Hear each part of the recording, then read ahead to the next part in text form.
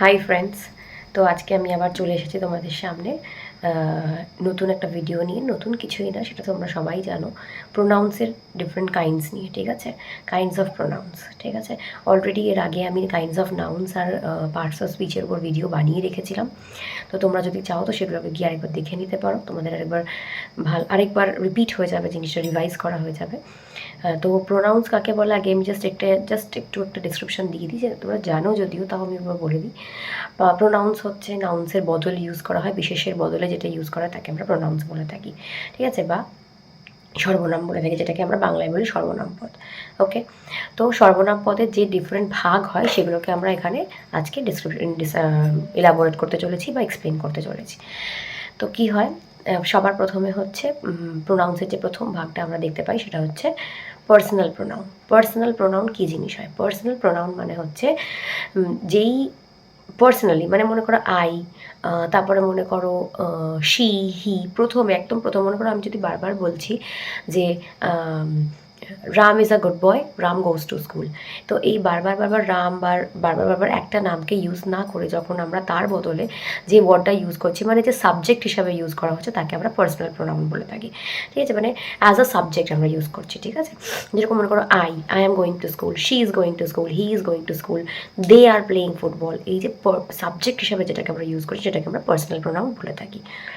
এবার দেন চলে আসছি আমরা পরের পার্টটাতে, হচ্ছে পজেসিভ প্রোনাউন। ঠিক আছে, তো পজেসিভ প্রোনাউন কী জিনিস হয়? পজেসিভ কথাটার অর্থ হচ্ছে কারুর কোনো জিনিস বোঝাতে, পজেশন বোঝাতে।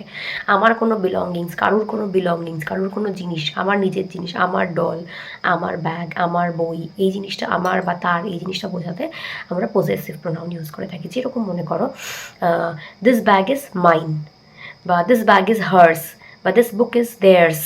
ঠিক আছে, নর্মালি আমরা যখন পজেসিভ প্রোনাউন ইউজ করি, নর্মালি সব ক্ষেত্রে কিন্তু হয় না, নর্মালি যখন আমরা পজেসিভ প্রোনাউন ইউজ করে থাকি তখন আমরা প্রত্যেকটা পজেসিভ প্রোনাউনের শেষে দেখবে একটা করে এস যোগ হয়। যেরকম মনে করো দেয়ার্স, হার্স, হিজ, মাইন্ডটা খালি ইউজ হয় না, এক্সেপশনাল এটা। তারপরে তোমরা মনে করো আওয়ার্স। ঠিক আছে, এই জাতীয় যে ওয়ার্ডগুলো আছে সেগুলো ইউজ করা হয়, মানে এস ইউজ করা হয়।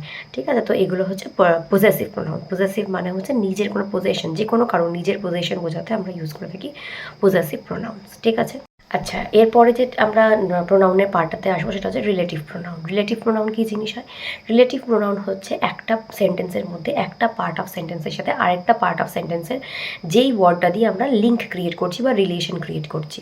যেরকম মনে করো এরকম যদি হয়, I went to a place where it was raining. ঠিক আছে, I went to a place where it was raining, যেই প্লেসটার সাথে এবং যেখানে বৃষ্টি পড়ছে তার সাথে আমি কানেক্ট করছি।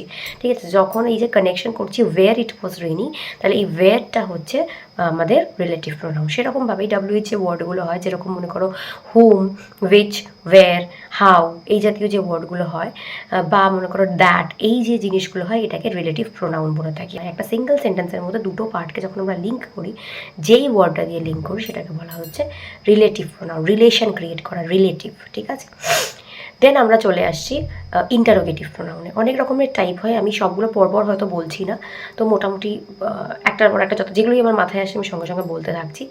তো তারপরেরটা আসছে হচ্ছে ইন্টারোগেটিভ প্রোনাউন। ইন্টারোগেটিভ প্রোনাউন কী হয়? ইন্টারোগেশন মানেই হচ্ছে কোয়েশ্চেন মার্ক। তাহলে যে কোনো কোয়েশ্চেন, যে কোয়েশ্চেন যে দিকে হয়, যেরকম ডাব্লিউএইচ ওয়ার্ড দিয়ে হতে পারে। যেরকম মনে করো who is going to school, what are you doing, এই জাতীয় যে সেন্টেন্সগুলো রয়েছে, যেগুলো কিনা, যে ওয়ার্ডগুলো রয়েছে যেগুলো কিনা আমরা কী করি না, কোয়েশ্চেন করি, যেগুলোর সাহায্যে আমরা কোয়েশ্চেন করি সেগুলোকে বলা হয় ইন্টারোগেটিভ প্রোনাউন। ঠিক আছে, এবার তোমরা বলবে হয়তো যে ইন্টারোগেটিভ প্রোনাউন আর রিলেটিভ প্রোনাউনের মধ্যে তফাৎ কী? রিলেটিভ প্রোনাউন কিন্তু কোয়েশ্চেন তৈরি করে না। রিলেটিভ প্রোনাউন কিন্তু একটা সেন্টেন্সের একটা পার্টের সাথে আরেকটা পার্টকে জয়েন করানোর জন্য যেই ওয়ার্ডটা আমরা ইউজ করছি, দ্যাট ইজ রিলেটিভ প্রোনাউন। ঠিক আছে, আর ইন্টারোগেটিভ প্রোনাউনের ক্ষেত্রে কিন্তু আমরা কোয়েশ্চেন তৈরি করছি। কোয়েশ্চেন তৈরি করার জন্য যে প্রোনাউন আমরা ইউজ করে থাকি, that is called the interrogative pronoun, right?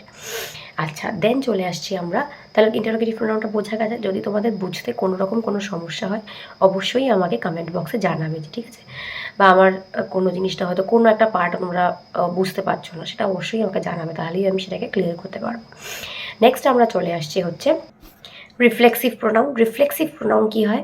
Reflexive pronoun হচ্ছে সেলফ ওয়ার্ড, ঠিক আছে? এবারে রিফ্লেক্সিভ আর এমফ্যাটিক এই দুটো টাইপ অফই প্রোনাউন হয়।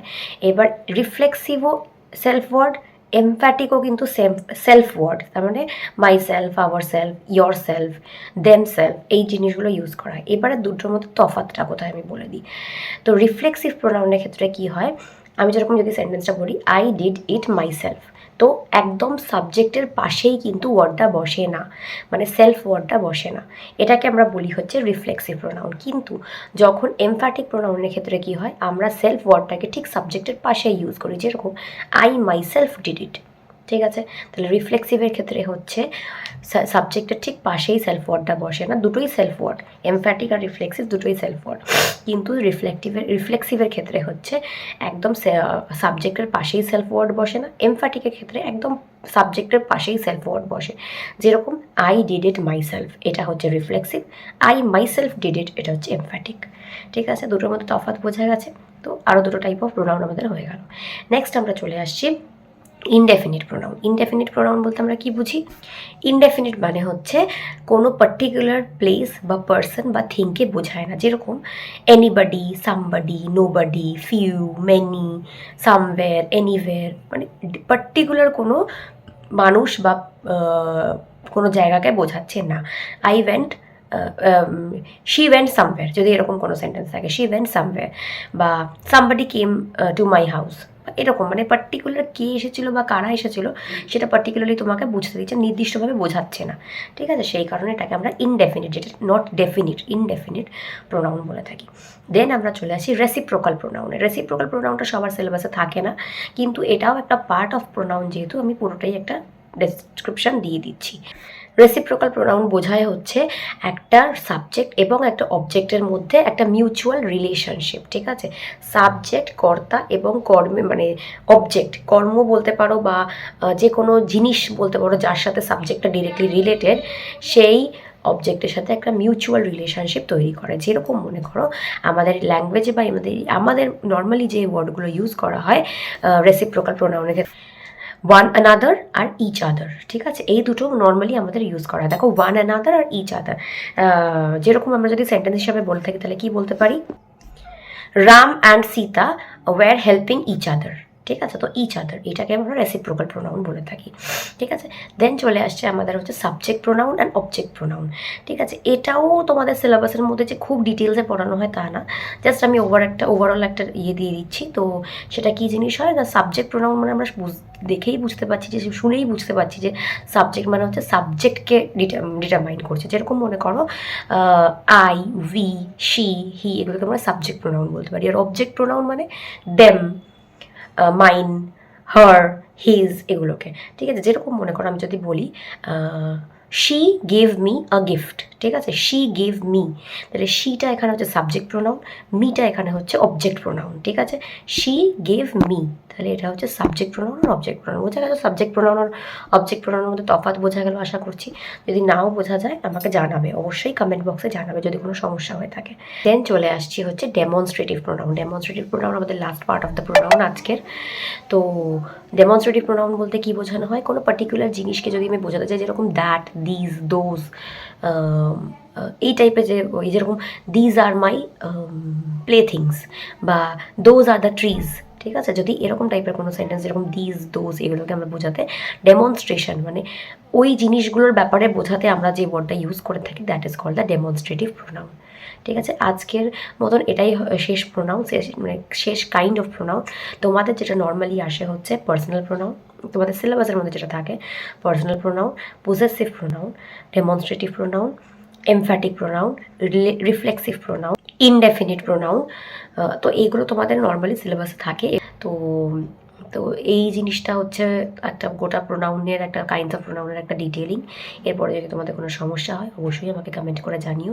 আর বাকি আজকে আমি যা ডিসকাশন করলাম মোটামুটি সেই সব ডিসকাশনটা আমি ডিসক্রিপশন বক্সে দিয়ে দেবো, তোমরা একটু চেক করে নিও, ঠিক আছে? বাই।